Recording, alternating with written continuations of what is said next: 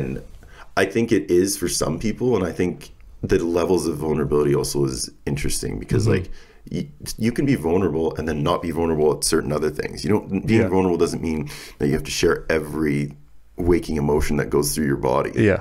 What I think vulnerability to me means, and how I personally, yes, I just did, classic example, and it's funny because the whole thing about MenzLeague was vulnerability. It's like I was going through all these things, but I wasn't sharing that with anybody. Yeah. Because I thought that I just had it under control. Yeah. And then I got to the end with the panic attacks, and then I like couldn't control it anymore. And then it was like, oh shit, maybe I should talk to someone. It just happened to me again.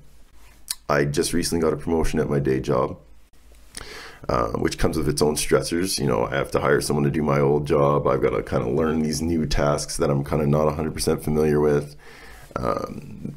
And there's a lot of, you know, not a lot of pressure, but when you're the manager, you have to execute on things, otherwise stuff's not going to get done the right way. So there's that happening. You know, I just mentioned we're opening a psychology clinic, which is probably the biggest financial decision I've ever made in my life.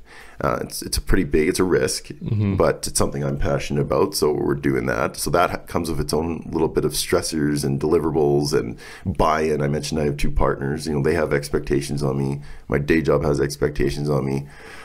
We've got other pieces of MenzLeague that don't just go to sleep because we're opening a clinic. I mentioned we have these events that we're trying to run. You know, the social media needs presence. You know, there's effort and stuff that needs to go in there. And then I've got my budding relationship that I'm obsessed with my girlfriend. That also needs a certain amount of commitment and effort. And I was away on like a road trip for work, and I had come back, and I was supposed to, well, my girl was going to an event with her friends. Okay. She really wanted me to be there. I'd been gone for like 3 days. I was exhausted. I was tired. You know, and then anyways, long story short, we got into a little bit of an argument about it. And all of a sudden, man, I got vulnerable with her, and I just, you know, I told her I feel like I'm failing at every aspect of my life. It's like I'm trying so hard in all of these things, and like it's never good enough for anybody. Like it's never enough time for MenzLeague. It's never enough time at my day job. It's never enough effort with her. And I was just like, and I cried for the first time in like literally probably like a real cry, like not including funerals, like just on my own cry because of pressure. I don't even know if I've ever done that actually. And it was like, and I couldn't stop it, dude. And then once I got past it, I was like, holy shit, like that was kind of crazy. And she just like hugged me while I cried, you know, and it was just like I let off this like steam, and I feel so much better now. Like I was feeling almost choked.